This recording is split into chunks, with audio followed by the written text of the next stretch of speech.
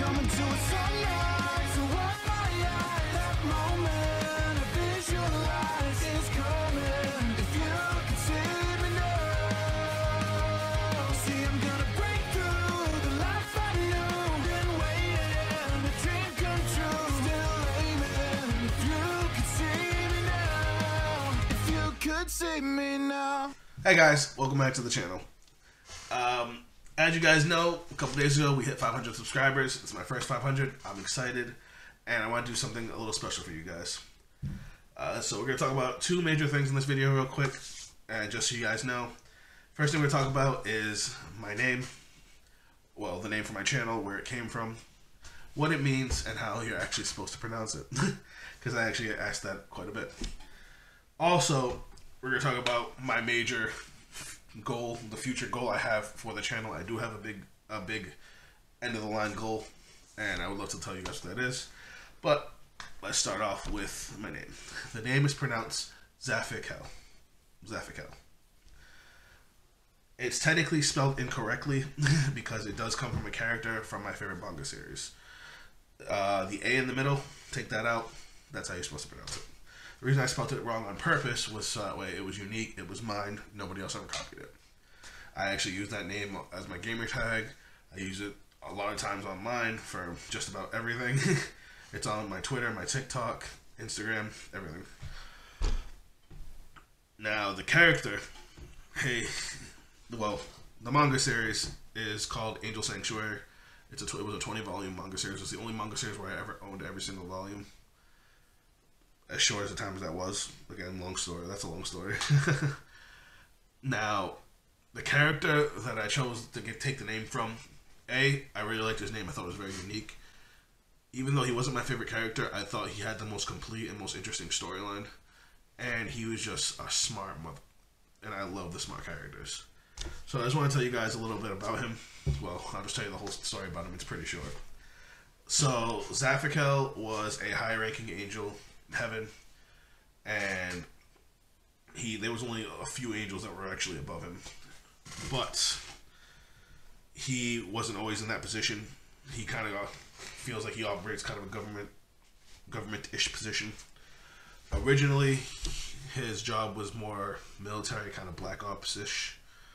He was in charge of hunting down what they called eye children. They were basically children created from angels that procreated.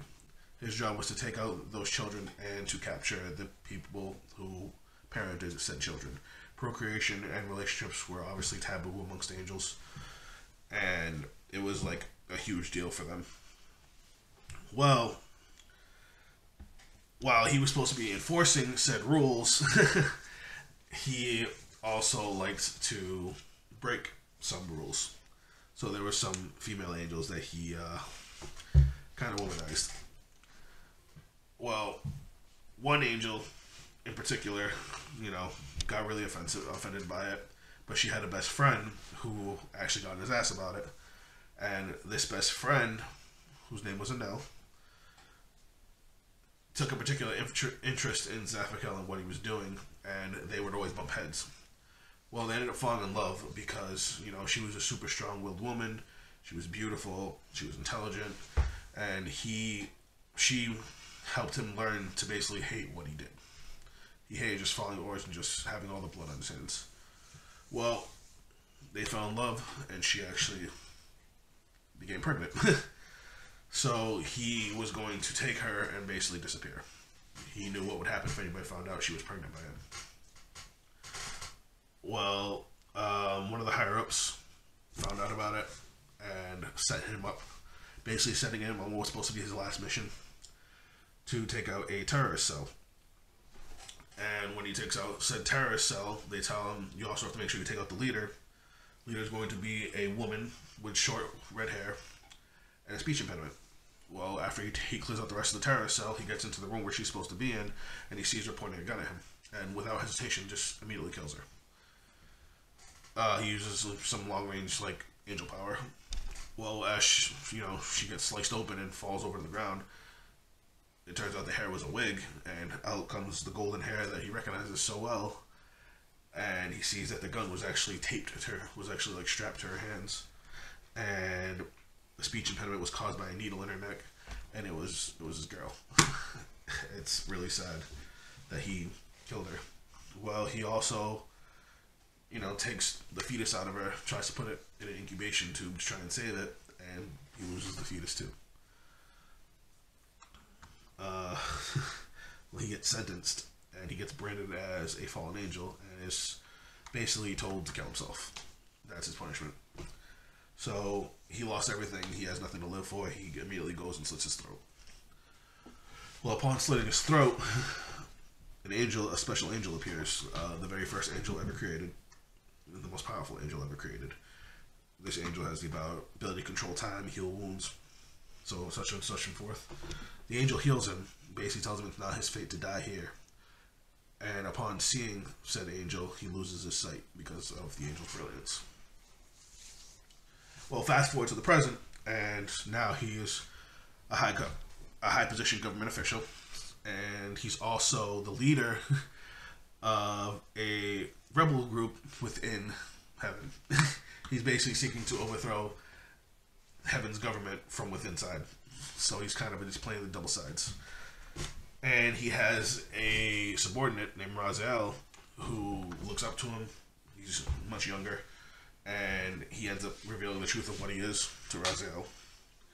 Eventually it gets found out who he is, as far as both a fallen angel and the leader of this rebel group.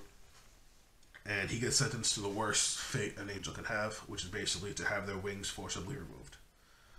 When an angel has their wings removed in this universe, their body literally rots from the inside until they turn into nothing. As they degenerate, they lose their mind, they lose their soul, they become what's called a ghoul, which is basically like a living monster, and then eventually they'll die. It's gross. The way they draw it, it's just straight nasty. Raziel finds out that they're doing this to him, and he tries to save him. He actually storms them by himself. And upon finding him, even though he should have been lost his ship by now, I guess before they completely lose it, they get some semblance of self.